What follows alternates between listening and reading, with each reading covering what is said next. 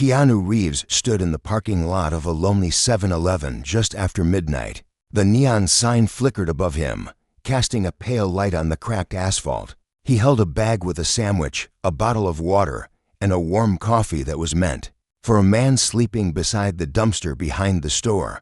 It wasn't the first time Keanu did this. Whenever he worked late and felt hungry, he'd always buy an extra meal. He believed that kindness should be quiet, just like the night around him. Tonight, though, something felt off. A police cruiser rolled slowly into the lot, its headlights blinding Keanu for a moment. He shielded his eyes and stepped aside as two officers got out. They were young, both with tense shoulders and heavy boots. One of them, a tall man with tired eyes, glanced at Keanu's simple clothes, a plain t-shirt, old jeans, a faded baseball cap pulled low. To the cops, he looked like any other guy wandering around at night. Keanu nodded politely, holding the bag close. "Evening, officers," he said softly, but they didn't nod back. Instead, the taller one stepped forward, his hand resting near his baton. "What you doing here, buddy?" the cop asked, his voice sharp, almost as if he was waiting for trouble. Keanu stayed calm, just grabbing some food. "I'm about to give this to someone who needs it." He motioned toward the back of the store, hoping they'd see the sleeping man. But the shorter cop scoffed, spit on the ground, and said, "This area's had trouble. People loitering, stealing, dealing drugs. You got an ID?" Keanu reached for his wallet slowly, showing them his hands, of course, but the tall cop slapped the wallet from his hand. It hit the ground, skidding under the cruiser. Keanu bent to pick it up, but before he could stand fully, a hard fist slammed into his stomach. Air rushed from his lungs. He stumbled backward, his coffee spilling, the bag tearing open. The homeless man behind the dumpster heard the noise but stayed hidden. He'd seen this happen before. People who looked like they didn't belong. People who didn't fit in the officer's idea of safe. Keanu tried to speak, but the cop pushed him again, yelling, "You think you're smart? Who you buying for? Huh, your junkie friends?" Keanu's ribs hurt where the punch landed, but he didn't raise his voice. He didn't swing back. He could have. He was strong, trained for all of his movie roles, but violence wasn't in him. "Sir, I'm just trying to help someone," he whispered, almost breathless. But the cop struck him across the face, a backhand that split the skin. By his lip. A car pulled up at the gas pump. A woman inside watched, frozen, unsure if she should get out. The shorter cop turned, glaring at her until she looked away. The taller cop sneered at Keanu, "Maybe next time you'll mind your business." Keanu leaned against the wall of the 7-Eleven, tasting blood. His eyes stayed steady, though. There was no anger in them, just sadness. "You don't have to do this," he said quietly. But they didn't care. They were about to drag him toward the cruiser when headlights swept across the lot again. A bigger police vehicle this time. The chief himself stepped out. Chief Mendoza was an older man, his hair more gray than black. He'd been on the force for 30 years. He knew this part of the city. He knew its darkness. He also knew Keanu. Years ago, Keanu had helped his niece after an accident, paying for her surgery when insurance wouldn't. The chief hadn't seen him since. "What's going on here?" the chief barked, his voice echoing in the quiet night. The two young cops froze. They tried to block the chief's view, but it was too late. He saw the torn bag, the spilled coffee, the bruise forming on Keanu's face. But more than that, he saw the shame in their eyes. "We found him loitering. Chief, he didn't belong here." The tall cop stammered. The chief looked at Keanu, recognizing him immediately. His heart sank. "He didn't belong here." He repeated slowly, "You think you get to decide that? You think you get to punch a man who's done more for this community than you ever will?" The two cops tried to speak, but the chief silenced them with a wave of his hand. He stepped closer to Keanu, his voice softening. "Are you all right?" Keanu nodded, wiping the blood from his lip. "I'm fine. There's a man back there who's hungry, though. I don't want him to go without." The chief turned, his eyes full of regret and anger. "Go home," he ordered the young cops. "I'll deal with you at the station." Then he crouched down, gathering the scattered food, putting it back into the torn bag. Keanu tried to stop him, but the chief said, "No, let me." The homeless man peeked out, surprised to see the chief walking toward him, the bag in his hand. The chief set it down gently. "Eat well tonight, friend," he said. Then he returned to Keanu. For a moment, both men stood in the glow of the flickering sign. Two different worlds bound by a simple act of kindness. Keanu looked up at the stars, his lips still bleeding, but his spirit unbroken. He could have pressed charges, made a scene, but he didn't. He believed people could change, even the ones who hurt you. He looked at the chief and said, "Take care of them, teach them better." The chief nodded, his eyes wet. "You have my word." And as the night carried on, a quiet lesson settled over that cracked parking lot. That sometimes the strongest thing you can do is stand still, take the hit, and still choose to be kind. A week passed since that night at the 7-Eleven. The bruise on Keanu's lip faded, but the memory of that punch stayed fresh in his mind. He didn't hold anger, but he felt a deep ache for how broken things could be, how quick people were to judge, how slow they were to listen. Keanu spent the next few days checking in on the homeless man he had tried to help. His name was Daryl. He'd once been a carpenter, good with his hands, proud of his craft. Life had pushed him down so many times that he'd stopped trying to stand. But that night, when the chief gave him the bag of food, something in him shifted. A small spark, a reminder that not everyone turned their back on you when you had nothing. One morning, Keanu sat with Daryl on the curb behind the same 7-Eleven. They shared coffee and stale donuts. Daryl's beard was scraggly. His clothes smelled like rain and old blankets, but his eyes were brighter now. "You didn't have to come back," Daryl said, voice trembling. "People give a sandwich and never show up again." Keanu shrugged, sipping his coffee. "Kindness shouldn't have an expiry date," he said simply. He listened as Daryl talked about his daughter he hadn't seen in years, about the workshop he lost when rent got too high. Keanu didn't interrupt. He didn't promise to fix it all. He just sat there, human to human, no camera, no script, just truth. Meanwhile, at the precinct, Chief Mendoza struggled with what he'd witnessed that night. The two young officers, Carson and Blake, were suspended pending investigation. Rumors swirled through the department. Some whispered that Keanu would sue. Others joked he was too soft to fight back. But deep down, the chief knew this wasn't about money. This was about respect, and the lack of it that poisoned their streets. One afternoon, the chief found Carson sitting alone in the locker room, his uniform folded beside him. Carson was staring at his hands, bruised knuckles from hitting the wrong man. "Chief, I didn't know who he was," Carson mumbled when Mendoza walked in. "He looked like trouble." Mendoza sat across from him. "And if he had been just a stranger with no name you recognized, did he deserve to be hit?" The question was sharp, cutting through the silence. Carson's eyes darted away. He didn't answer. The chief sighed. "You see people as problems. Carson, you've forgotten they're people. You forgot that a badge means service, not power." Carson rubbed his face with his hands. "I don't know how to fix it." The chief leaned forward, his voice low but steady. "Then maybe you start by facing what you did. You want to make it right. Then learn from the man you hurt. Go talk to him."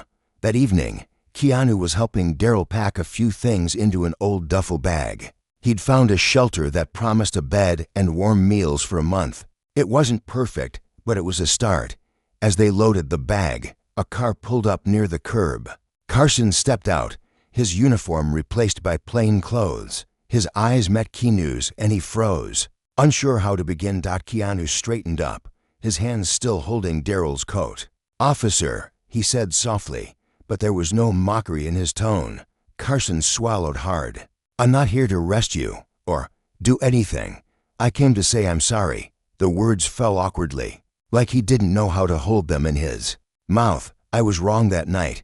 I judged you. I didn't see you." Keanu studied him for a moment, then glanced at Daryl, who watched like a child peeking at grown-ups. "What do you want to do about it?" Keanu asked. The question was gentle but carried weight. Carson looked at Daryl. He saw the dirt on his hands, the hope in his eyes. Something inside him cracked a little. "Can I help?" Carson asked, his voice small. "Maybe I could drive you to the shelter, carry your bag." Daryl didn't know what to say. For so long he had felt invisible. Now he stood between two men on opposite sides of the same world, and they both looked at him like he mattered. Keanu nodded, then carried his bag. He handed it to Carson, who took it without hesitation. For the first time in a long time, Carson felt the weight of another man's burden, not as a criminal to be punished, but as a soul to be helped. The three of them walked together toward the car. No one said much, but the silence was warm. A small bridge built between two worlds that rarely touched. Later that night, when Daryl settled into a clean bunk at the shelter, he whispered to Keanu, "Why'd you do all this? You could have walked away." Keanu sat on the floor beside his bed, hands folded in his lap. Because when you get punched by hate, you don't hit back with more hate. You stand your ground and answer with kindness. Sometimes that's the only way the world changes. In the dim room, Daryl closed his eyes and slept the best sleep he'd had in years. Outside, the city hummed on, unaware of the small miracle happening in a shelter bed. A miracle built on a bruise, an apology, and the quiet strength of choosing to care when it was easier not to. A cold drizzle fell over the city the next morning. Keanu sat by the window of a small diner, watching raindrops race down the glass. His coffee steamed in front of him, untouched. The events of the past week replayed in his mind like an old movie reel. The punch, the broken bag of food, the chief's words, Carson's awkward apology. It was strange how one act of cruelty could open the door to 100 moments of unexpected goodness. The doorbell above the diner door jingled. Chief Mendoza stepped inside, removing his wet hat. He spotted Keanu and approached quietly. Without asking, he slid into the booth opposite him. For a moment, both men just watched the rain. They didn't speak, because the truth between them didn't need many words. "I had them both ride with me last night," the chief said finally, "Carson and Blake. We picked up a runaway kid who was high and scared. They treated him like he was human. No shouting, no fists. They're trying, but they got a long road." Keanu nodded, still staring at the glass. "It's not about me, Chief. It's about the next man they meet at 2 in the morning behind a store." "I know." The chief looked down at his gnarled hands, rough from decades of holding too much power and sometimes not enough mercy. "Keanu, what you did, staying calm, not pressing charges, it gave us a chance to fix something. You didn't have to do that." Keanu finally sipped his coffee. "Sometimes you have to let people fall, but you stay closed so you can help them stand again." The chief chuckled, shaking his head. "You ever think about wearing a badge?" Keanu smiled. "I do my best work off duty." They both laughed then, softly, like to old friends who had survived the same storm. Meanwhile, word of the incident at the 7-Eleven spread, not through tabloids or gossip sites, but through whispers on the streets. The homeless community, often ignored by the city, now spoke Keanu's name like a secret prayer. People began to look at each other differently. Suspicious glances softened. Old grudges felt small compared to the weight of shared survival. That same afternoon, Keanu walked down an alley behind a community center. He carried 2 bags this time: sandwiches, water bottles, warm socks, a couple of rain ponchos. Daryl walked beside him, clean-shaven now, his hair combed, shoulders a bit straighter. The shelter had given him hope, but Keanu's quiet visits gave him courage. "I heard you got punched by a cop," an old woman rasped as they handed her a sandwich. She wore 3 sweaters layered on top of each other, her hands shaking as she unwrapped the food. "I did," Keanu said gently, squatting so he was eye level with her. "But he's trying to be better now," the woman cackled. "Better not punch you again or I'll swing my cane at him myself." Keanu grinned, handing her a fresh bottle of water. "I'll hold you to that." Further down the alley, a young boy sat curled against a wall, hood pulled over his head. He flinched when Keanu knelt near him. Daryl waded back, watching carefully. The boy looked barely 16, his shoes soaked through, lips cracked from cold. "Hey, I'm Keanu," he said softly. "You hungry?" The boy shrugged, eyes darting everywhere but at Keanu's face. Keanu placed a sandwich on the ground between them, then sat cross-legged. "You don't have to talk. You don't have to stay. But if you want to, I'll sit here with you until you feel safe enough to eat. The boy peeked out from his hood, studying Keanu's calm, open posture, no uniform, no badge, no threat. Just kindness in human form. After a minute, the boy grabbed the sandwich. He didn't say thank you. But Keanu didn't expect him to. Instead, he asked, "What's your name?" The boy mumbled something, so soft that Keanu barely caught it. "Jace, okay, Jace," Keanu said, his voice warm. "You want a dry place to sleep tonight? I know a shelter that'll take you in. My friend Daryl can show you." Jace hesitated. He chewed the sandwich slowly, eyes wide. Trust was a foreign word to him. But Keanu's eyes told him a story no lie could hide.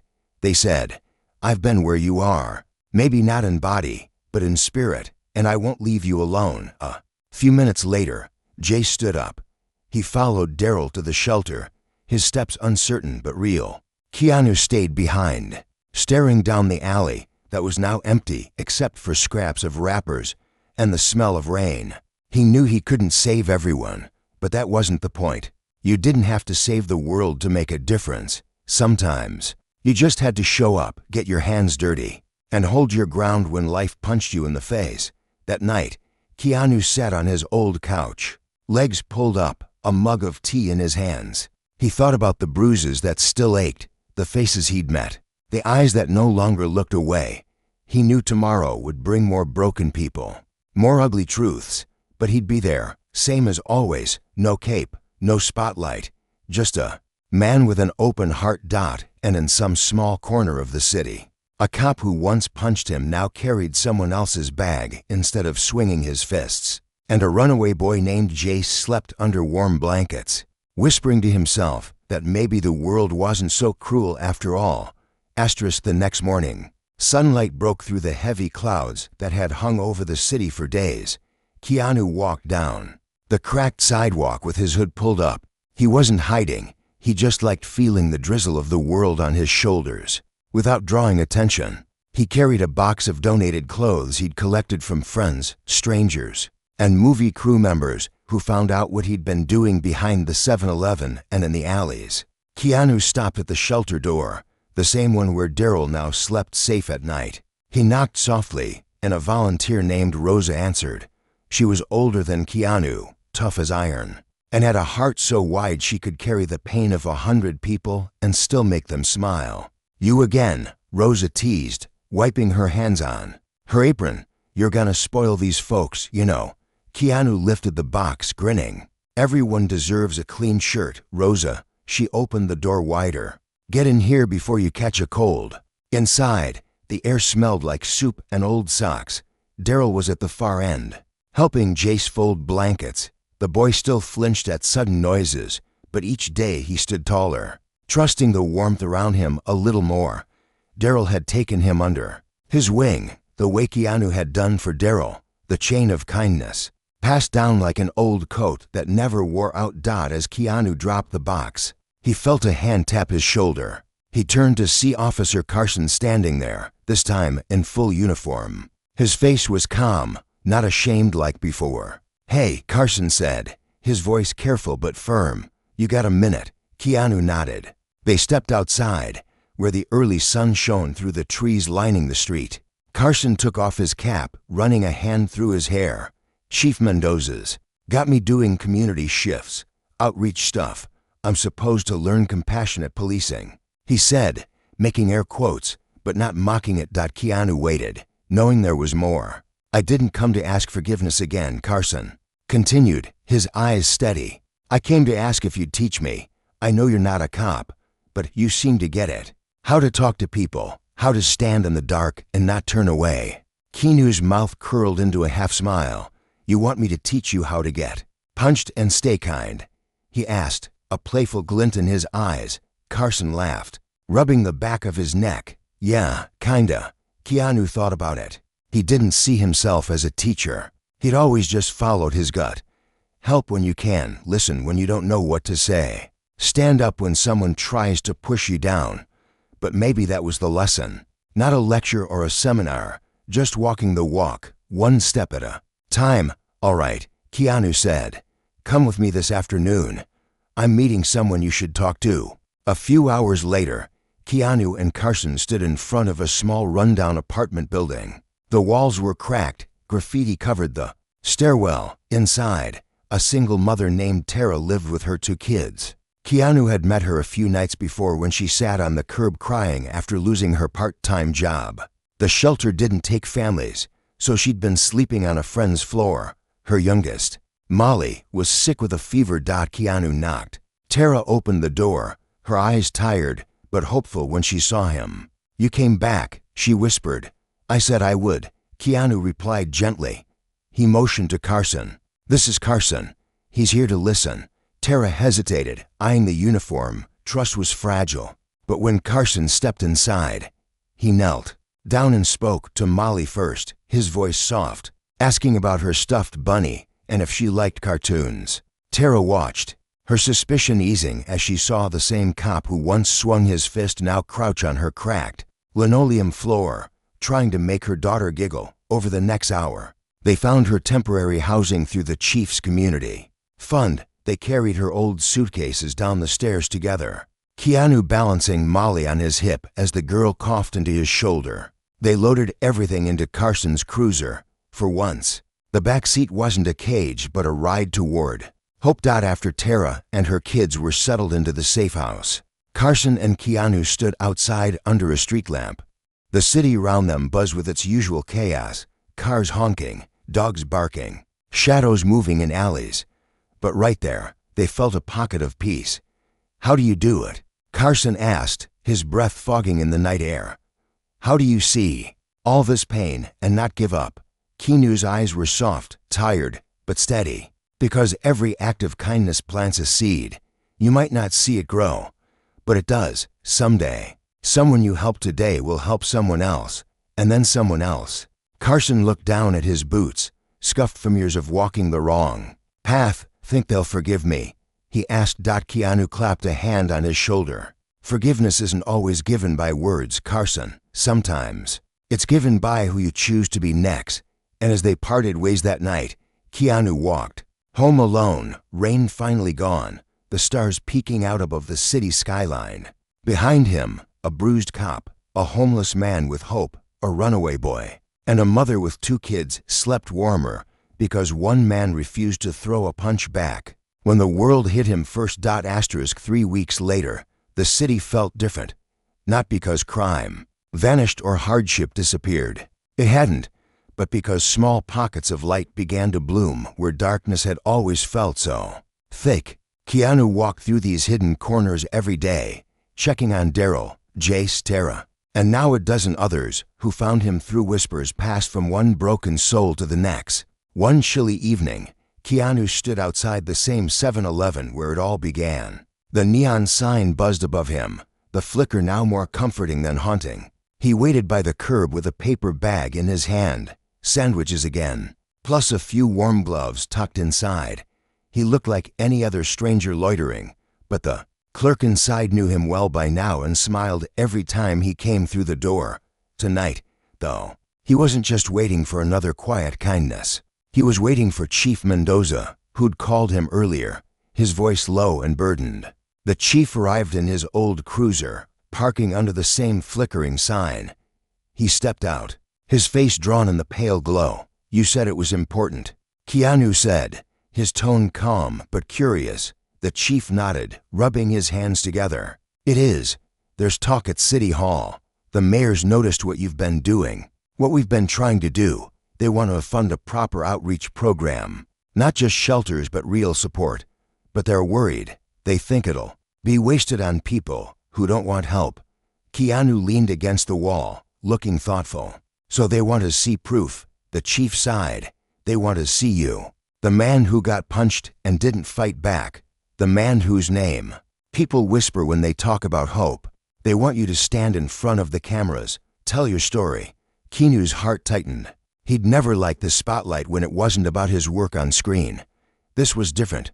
Raw, private, messy, but he saw the bigger picture. He thought of Daryl in the shelter kitchen, stirring soup for a line of strangers. He pictured Jace helping Rosa pass out donated coats. He imagined Tara's kids giggling in their bunk beds, safe for the first time in months. "I'm not a politician," Keanu said quietly. "I'm not some hero." The chief looked him square in the eye. "Maybe not, but you're real, and people listen to real." Inside the store, the young cashier, a college kid named Sam, waved at Keanu. The simple gesture made him smile. So many people, so many small moments tied together like fragile threads holding up a frayed city. "When's the meeting?" Keanu asked, his voice steady now. "Tomorrow afternoon," the chief said. "City Hall, full council. Cameras, reporters. They want you to explain why you kept coming back after they treated you like dirt." Keanu breathed out slowly, fogging the cold air. "Because I know people can change," he said, more to himself than to the chief. The next day, Keanu stood on the steps of City Hall. He wore an old coat, his favorite well-worn boots. Nothing fancy. He refused the podium, choosing instead to stand at eye level with the reporters clustered around him. Behind him, Chief Mendoza stood like a quiet guard. Carson was there, too, in uniform, a visible sign of what could happen when the worst of a man met the best in someone else. "I'm not here to talk about myself," Keanu began, his voice calm but carrying across the courtyard. "I'm here to talk about Daryl, who used to sleep by a dumpster and now hands out soup to the people who once slept beside him. I'm here to talk about Jace, a boy who thought no one would ever care if he disappeared, but now he's helping others find a warm bed.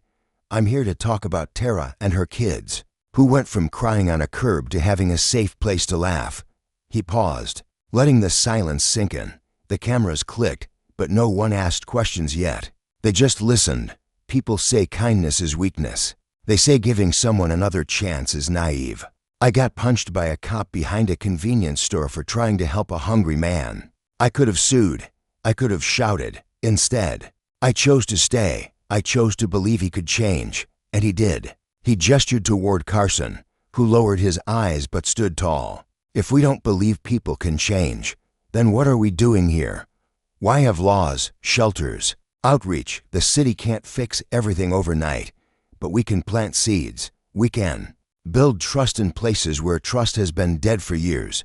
It starts with us. It starts with showing up, not once, but again and again." Reporters scribbled notes. Some eyes glistened with unshed tears. Behind the crowd, a few familiar faces watched. Daryl, Jace, Rosa. People who once felt invisible now stood in the sunlight, seen. "We're not throwing money at a problem," Keanu finished, his voice unwavering. "We're giving people the chance to stand up when the world's knocked them down. And sometimes, that's all anyone really needs." When he stepped down, the crowd erupted in gentle applause. It wasn't thunderous like at a movie premiere. It was softer, more honest. It was the sound of hearts shifting just a little. That night, Keanu returned to the shelter. Jace tugged at his coat, grinning. "I saw you on TV," the boy said. "You didn't sound like an actor. You sounded like you." Keanu ruffled his hair. "That's because I was." As the shelter lights glowed warm in the night, Keanu knew this fight wasn't over. The city wouldn't fix itself in a day. But maybe, just maybe, it would learn how to stand together when life threw its punches. The weeks that followed Keanu's speech at City Hall felt like a slow dawn breaking after a long, dark night.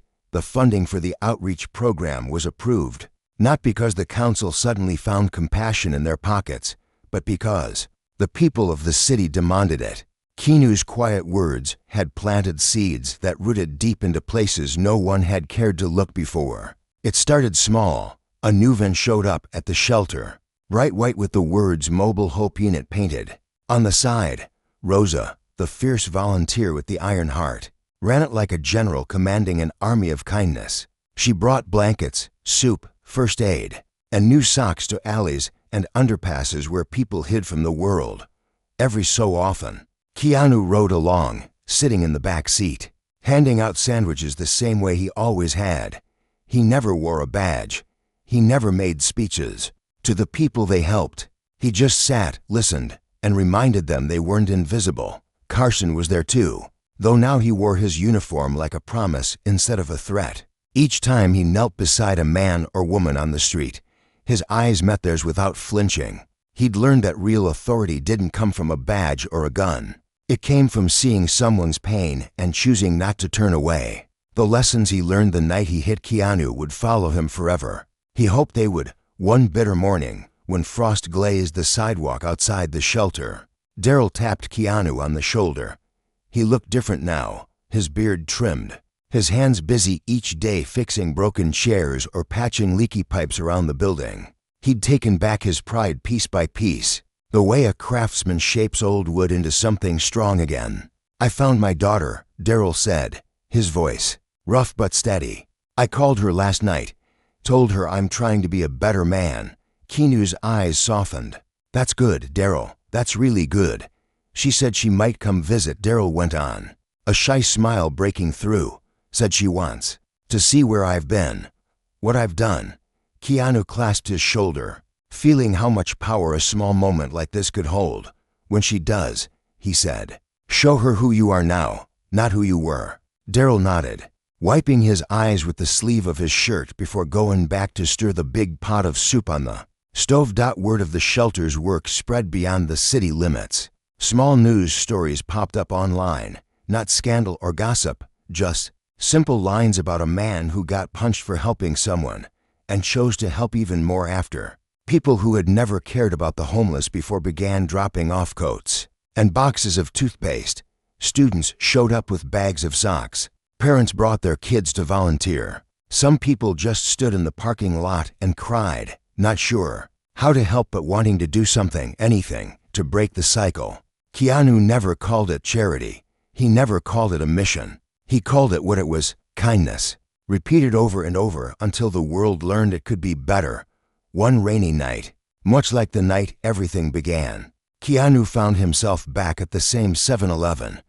He stepped out of his old car, hoodie pulled up to keep the drizzle off his hair. The neon sign still flickered. He liked that it hadn't been fixed. It reminded him how the world wasn't perfect, but it could still glow in the darkness. As he stood there, a cruiser pulled up. But this time, when the door opened, it wasn't anger or suspicion that stepped out. It was Carson, carrying 2 steaming cups of coffee. "I figured you'd be here," Carson said, handing him one. "It's your anniversary, right?" Keanu laughed quietly. "Anniversary? The night you got punched by an idiot cop behind this place," Carson said, nudging him playfully. "And didn't throw a single punch back." Keanu sipped the coffee, feeling its warmth spread through his chest. "Seems like a lifetime ago. You ever regret it?" Carson asked, staring out at the parking lot where their paths first crossed. Keanu shook his head. "No, the world hits you sometimes. But if you hit it back the same way, nothing changes. You stand your ground. You hold your kindness. And maybe, just maybe, you help someone else stand too." They fell into a quiet, comfortable silence. Behind them, the shelter lights glowed down the block, where Daryl, Rosa, Jace, Tara, and dozens more people wove their stories together into something that looked a lot like hope. Far away, beyond the reach of the neon sign, a young man stood by the bus stop. He wore a thin jacket, hands shoved in his pockets. He looked at Keanu and Carson, uncertain. But when Keanu caught his eye, he nodded, gesturing him over. The boy stepped closer, rain dripping from his hair. "Sorry, I don't mean to bother you," he said. "I heard you help people. I don't got anywhere to go tonight." Keanu handed him the other cup of coffee, the one Carson had meant for himself. "You do now," Keanu said simply. "Come on, let's get you warm."